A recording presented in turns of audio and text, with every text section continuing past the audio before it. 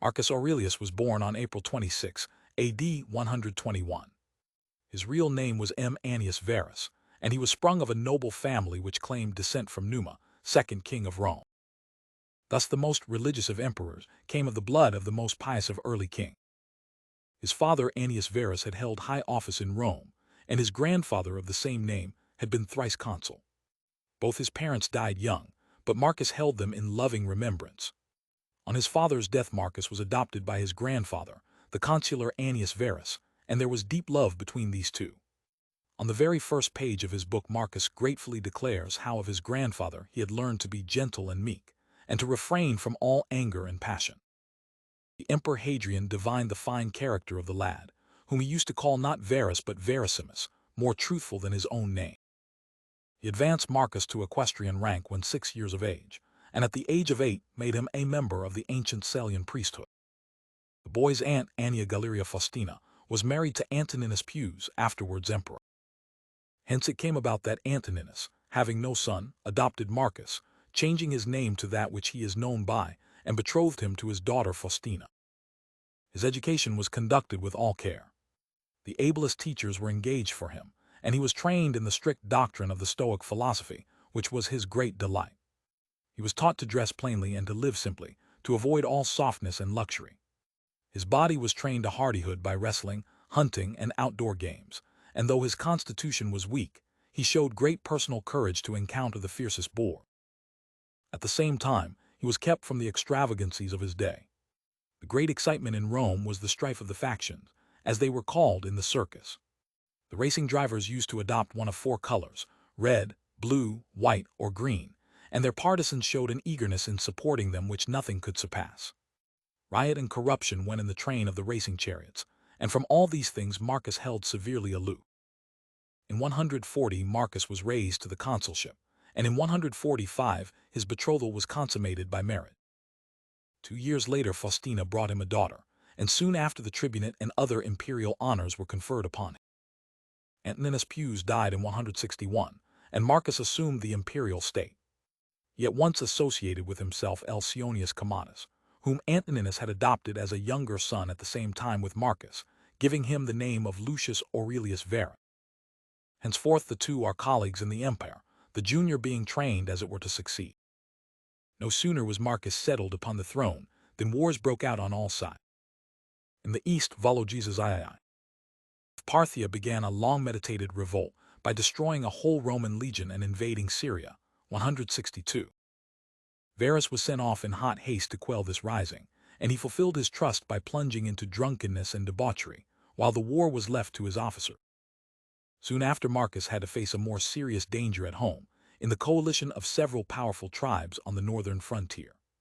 Chief among those were the Marcomanni or Marchmen, the Quadi mentioned in this book, the Sarmatians, the Catti, the Jazyges. In Rome itself there was pestilence and starvation, the one brought from the east by Verus's legions, the other caused by floods which had destroyed vast quantities of grain. After all had been done possible to allay famine and to supply pressing needs, Marcus being forced even to sell the imperial jewels to find money, both emperors set forth to a struggle which was to continue more or less during the rest of Marcus's reign. During these wars, in 169, Verus died.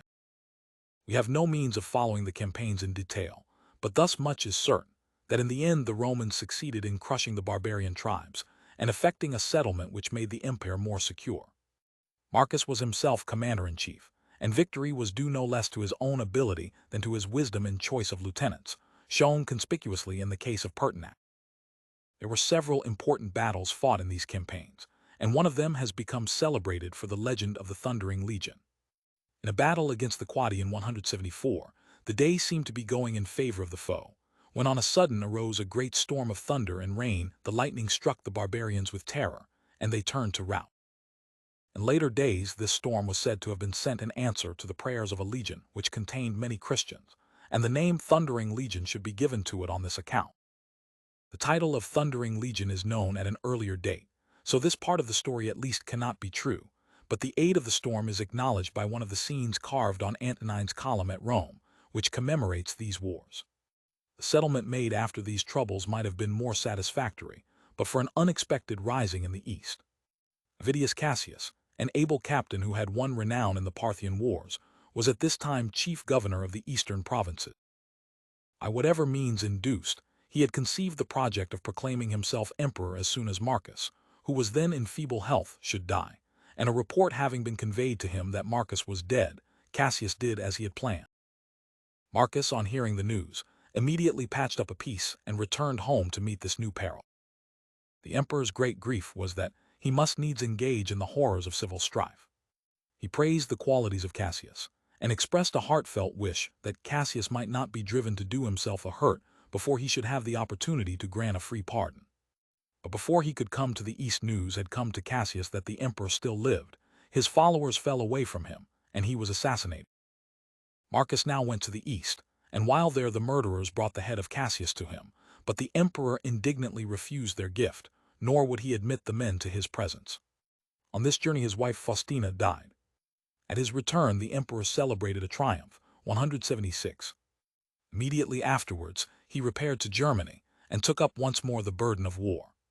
His operations were followed by complete success, but the troubles of late years had been too much for his constitution, at no time robust, and on March 17, 180, he died in Pannonia. The good emperor was not spared domestic troubles. Faustina had borne him several children, of whom he was passionately fond.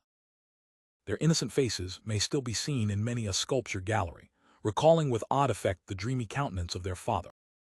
But they died one by one, and when Marcus came to his own end, only one of his sons still lived, the weak and worthless Commodus. On his father's death Commodus, who succeeded him, undid the work of many campaigns by a hasty and unwise peace, and his reign of 12 years proved him to be a ferocious and bloodthirsty tyrant. Scandal has made free with the name of Faustina herself, who is accused not only of unfaithfulness, but of intriguing with Cassius and egging him on to his fatal rebellion. It must be admitted that these charges rest on no sure evidence, and the emperor, at all events, loved her dearly, nor ever felt the slightest qualm of suspicion. As a soldier we have seen that Marcus was both capable and successful. As an administrator he was prudent and conscientious. Although steeped in the teachings of philosophy, he did not attempt to remodel the world on any preconceived plan. He trod the path beaten by his predecessors, seeking only to do his duty as well as he could, and to keep out corruption. He did some unwise things, it is true. Create a compeer in empire, as he did with Varus, was a dangerous innovation which could only succeed if one of the two effaced himself, and under Diocletian, this very precedent caused the Roman Empire to split into half. He erred in his civil administration by too much centralizing. But the strong point of his reign was the administration of justice. Marcus sought by laws to protect the weak, to make the lot of the slaves less hard, to stand in place of father to the fatherless. Charitable foundations were endowed for rearing and educating poor children. Provinces were protected against oppression, and public help was given to cities or districts which might be visited by calamity. The great blot on his name, and one hard indeed to explain, is his treatment of the Christians. In his reign, Justin at Rome became a martyr to his faith, and Polycarp at Smyrna, and we know of many outbreaks of fanaticism in the provinces which caused the death of the faithful. It is no excuse to plead that he knew nothing about the atrocities done in his name. It was his duty to know, and if he did not, he would have been the first to confess that he had failed in his duty. But from his own tone in speaking of the Christians, it is clear he knew them only from calumny, and we hear of no measures taken even to secure that they should have a fair hearing. In this respect Trajan was better than he. A thoughtful mind, such a religion as that of Rome, would give small satisfaction. Its legends were often childish or impossible. Its teaching had little to do with morality. The Roman religion was in fact of the nature of a bargain. Men paid certain sacrifices and rites, and the gods granted their favor, irrespective of right or wrong. In this case all devout souls were thrown back upon philosophy, as they had been, though to a less extent in Greece. There were under the early empire two rival schools, which practically divided the field between them, Stoicism and Epicureanism. The ideal set before each was nominally much the same. The Stoics aspired to letter 1 F01 pi alpha theta epsilon iota alpha, the repression of all emotion, and the Epicureans to letter 1 F00 tau alpha rho alpha xi iota alpha, freedom from all disturbance, yet in the upshot the one has become a synonym of stubborn endurance, the other for unbridled license. With Epicureanism we have nothing to do now, but it will be worthwhile to sketch the history and tenets of the Stoic sect. Zeno, the founder of Stoicism, was born in Cyprus at some date unknown, but his life may be said roughly to be between the years 350 and 250 B.C. Cyprus has been from time immemorial a meeting place of the East and West, and although we cannot grant any importance to a possible strain of Phoenician blood in him, for the Phoenicians were no philosophers, yet it is quite likely that through Asia Minor he may have come in touch with the Far East. He studied under the Cynic Crates, but he did not neglect other philosophical systems. After many years' study, he opened his own school in a colonnade in Athens called the Painted Porch, or Stoa, which gave the Stoics their name. Next to Zeno, the school of the Porch owes most to Chrysippus, 280-207 BC, who organized Stoicism into a system. Of him it was said, but for Chrysippus there had been no porch. Stoics regarded speculation as a means to an end, and that end was, as Zeno put it, to live consistently, letter 1 F4 1 mu omicron lambda omicron gamma omicron upsilon mu omicron sigma, zeta letter 1 FC6 nu, or as it was later explained, to live in conformity with nature, letter 1 F4 1 mu omicron lambda omicron gamma omicron upsilon mu omicron sigma, tau letter 1 FC7 phi upsilon sigma epsilon iota zeta letter 1 FC6 nu. This conforming of the life to nature was the Stoic idea of virtue. This dictum might easily be taken to mean that virtue consists in yielding to each natural impulse, but that was very far from the Stoic meaning. In order to live in accord with nature, it is necessary to know what nature is, and to this end a threefold division of philosophy is made, into physics, dealing with the universe and its laws, the problems of divine government and teleology, logic, which trains the mind to discern true from false, and ethics, which applies the knowledge thus gained and tested to practical life. The Stoic system of physics was materialism, with an infusion of pantheism. In contradiction to Plato's view that the ideas or prototypes of phenomena alone really exist, the Stoics held that material objects alone existed, but immanent in the material universe was a spiritual force which acted through them, manifesting itself under many forms as fire, ether, spirit, soul, reason, the ruling principle. The universe, then, is God, of whom the popular gods are manifestations, while legends and myths are allegorical. The soul of man is thus an emanation from the Godhead, into whom it will eventually be reabsorbed. The divine ruling principle makes all things work together for good, but for the good of the whole. The highest good of man is consciously to work with God for the common good, and this is the sense in which the Stoic tried to live in accord with nature. In the individual it is virtue alone which enables him to do this. As providence rules the universe, so virtue in the soul must rule man. In logic, the Stoic system is noteworthy for their theory as to the test of truth, the criterion. They compared the newborn soul to a sheet of paper ready for writing. Upon this the senses write their impressions, phi alpha nu tau alpha sigma iota alpha iota, and by experience of a number of these the soul unconsciously conceives general notions, kappa omicron iota nu alpha letter 1 F76 letter 1 F14 nu omicron iota alpha iota, or anticipations, pyro omicron lambda psi epsilon iota sigma. When the impression was such as to be irresistible, it was called kappa alpha tau alpha lambda eta pi tau iota kappa letter 1 F74 phi alpha nu tau alpha sigma iota alpha, one that holds fast, or as they explained it, one proceeding from truth. Ideas and inferences artificially produced by deduction, or the like, were tested by this holding perception.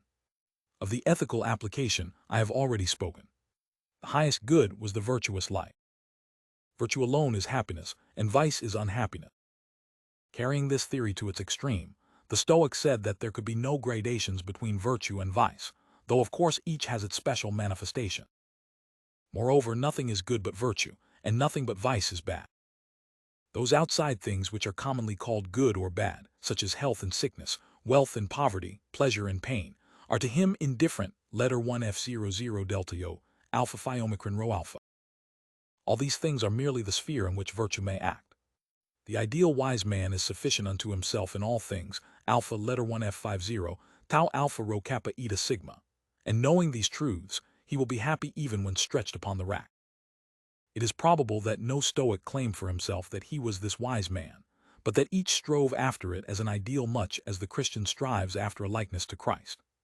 The exaggeration in this statement was, however, so obvious that the later Stoics were driven to make a further subdivision of things indifferent into what is preferable, pi rho omicron eta gamma mu epsilon nu alpha, and what is undesirable, letter 1 F00 pi rho omicron eta gamma mu epsilon nu alpha. They also held that for him who had not attained to the perfect wisdom, certain actions were proper. Kappa alpha theta eta kappa omicron nu tau alpha. These were neither virtuous nor vicious, but like the indifferent things held a middle place. 2 points in the Stoic system deserve special mention. One is a careful distinction between things which are in our power and things which are not. Desire and dislike, opinion and affection are within the power of the will, whereas health, wealth, honor, and other such are generally not so. The Stoic was called upon to control his desires and affections, and to guide his opinion, to bring his whole being under the sway of the will or leading principle, just as the universe is guided and governed by divine providence. This is a special application of the favorite Greek virtue of moderation, sigma omega phi rho omicron sigma epsilon nu eta, and has also its parallel in Christian ethics. The second point is a strong insistence on the unity of the universe, and on man's duty as part of a great whole. Public spirit was the most splendid political virtue of the ancient world, and it is here made cosmopolitan. It is again instructive to note that Christian sages insisted on the same thing.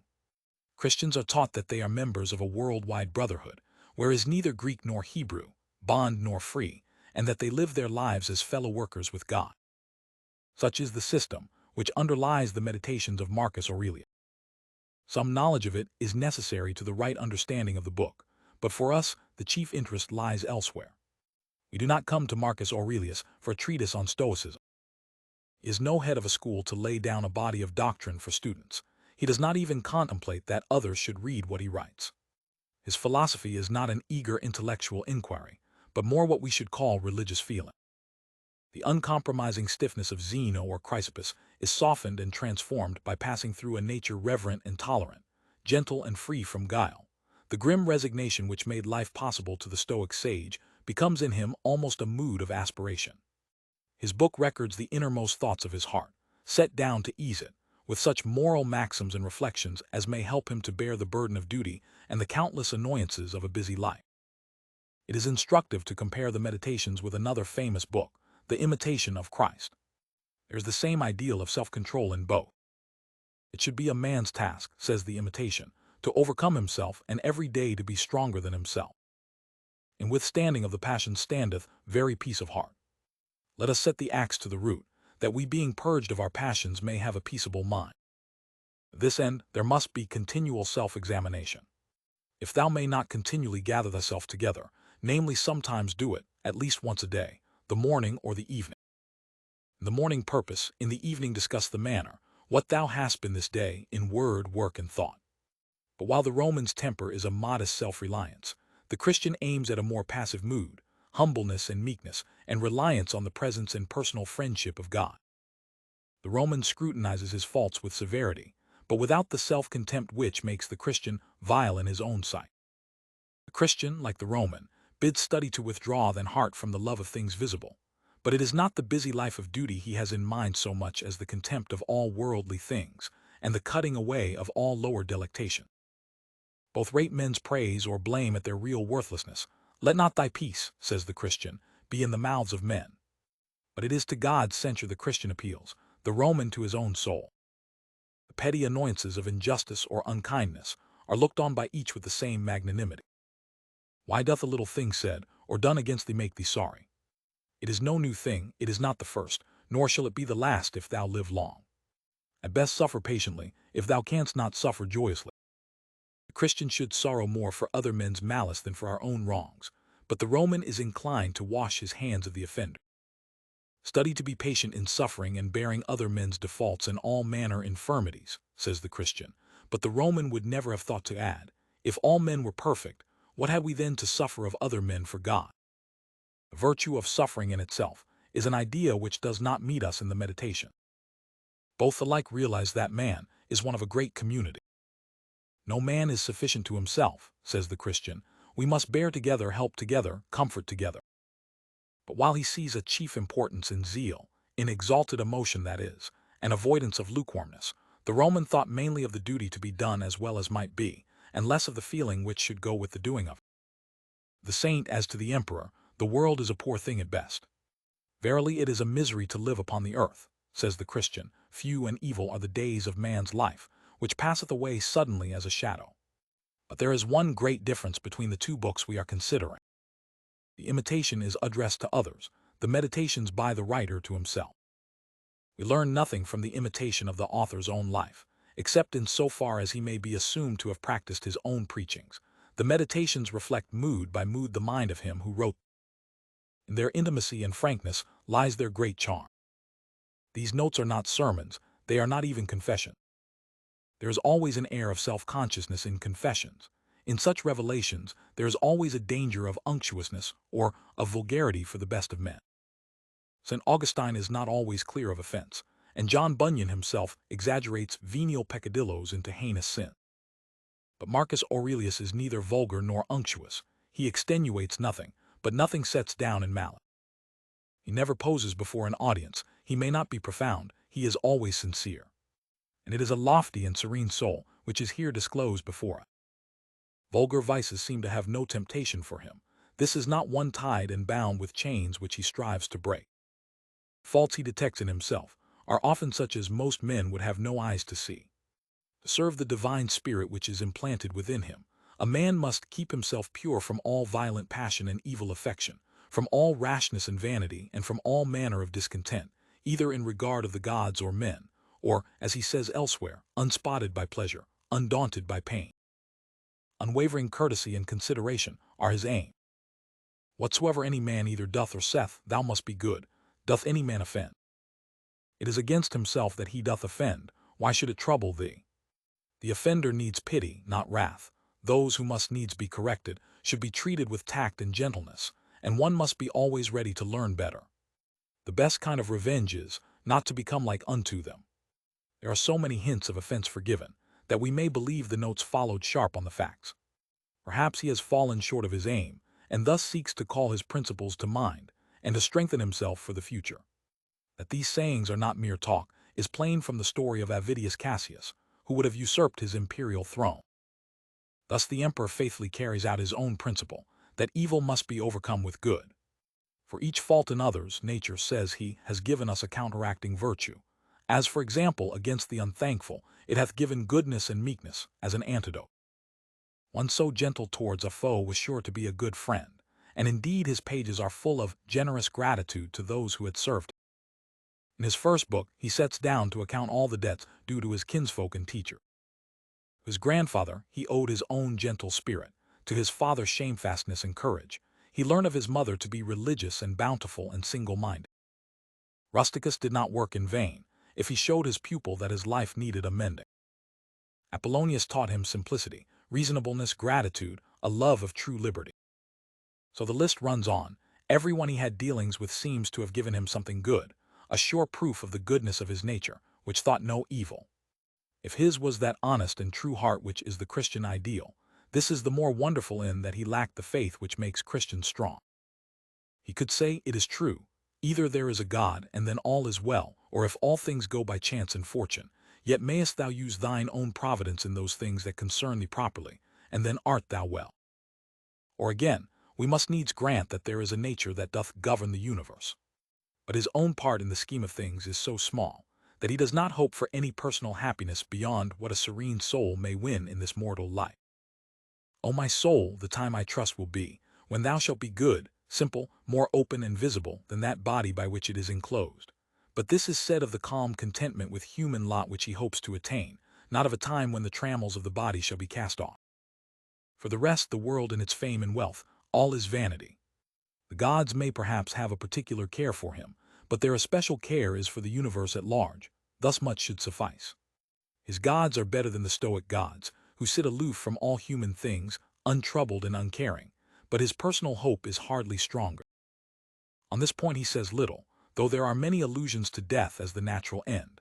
Doubtless he expected his soul one day to be absorbed into the universal soul, since nothing comes out of nothing, and nothing can be annihilated. His mood is one of strenuous weariness. He does his duty as a good soldier, waiting for the sound of the trumpet which shall sound the retreat. He has not that cheerful confidence which led Socrates through a life no less noble, to a death which was to bring him into the company of gods he had worshipped and men whom he had revered. But although Marcus Aurelius may have held intellectually that his soul was destined to be absorbed, and to lose consciousness of itself, there were times when he felt, as all who hold it must sometimes feel, how unsatisfying is such a creed. and he gropes blindly after something less empty and vain. Thou hast taken ship, he says. Thou hast sailed, thou art come to land, go out if to another life. There also shalt thou find gods who are everywhere. There is more in this than the assumption of a rival theory, for argument's sake. If worldly things be but as a dream, the thought is not far off that there may be an awakening to what is real. When he speaks of death as a necessary change, and points out that nothing useful and profitable can be brought about without change, did he perhaps think of the change in a corn of wheat, which is not quickened except it die? Nature's marvelous power of recreating out of corruption is surely not confined to bodily things. Many of his thoughts sound like far-off echoes of St. Paul, and it is strange indeed that this most Christian of emperors has nothing good to say of the Christian. Him they are only sectaries violently and passionately set upon opposition. Profound as philosophy, these meditations certainly are not, but Marcus Aurelius was too sincere not to see the essence of such things as came within his experience. Ancient religions were for the most part concerned with outward things. Do the necessary rites, and you propitiate the gods, and these rites were often trivial, sometimes violated right feeling or even morality. Even when the gods stood on the side of righteousness, they were concerned with the act more than with the intent. But Marcus Aurelius knows that what the heart is full of, the man will do. Such as thy thoughts and ordinary cogitations are, he says, such will thy mind be in time. And every page of the book shows us that he knew thought was sure to issue an act. He drills his soul, as it were, in right principles that when the time comes it may be guided by them. Wait until the emergency is to be too late. He sees also the true essence of happiness. If happiness did consist in pleasure, how came notorious robbers, impure abominable livers, parricides, and tyrants, in so large a measure to have their part of pleasure? He who had all the world's pleasures at command can write thus: a happy lot and portion is, good inclinations of the soul, good desires, good action. By the irony of fate this man, so gentle and good, so desirous of quiet joys and a mind free from care, was set at the head of the Roman Empire when great dangers threatened from east and west. For several years he himself commanded his armies in chief. In camp before the Quadi he dates the first book of his Meditation, and shows how he could retire within himself amid the coarse clangor of arms. The pomps and glories which he despised were all his. What to most men is an ambition or a dream, to him was a round of weary tasks which nothing but the stern sense of duty could carry him through. And he did his work well. His wars were slow and tedious, but successful. With a statesman's wisdom, he foresaw the danger to Rome of the barbarian hordes from the north, and took measures to meet it. As it was, his settlement gave 2 centuries of respite to the Roman Empire. Had he fulfilled the plan of pushing the imperial frontiers to the Elbe, which seems to have been in his mind, much more might have been accomplished. But death cut short his design. Truly a rare opportunity was given to Marcus Aurelius of showing what the mind can do in despite of circumstances. Most peaceful of warriors, a magnificent monarch whose ideal was quiet happiness in home life, bent to obscurity yet born to greatness, the loving father of children who died young or turned out hateful, his life was one paradox.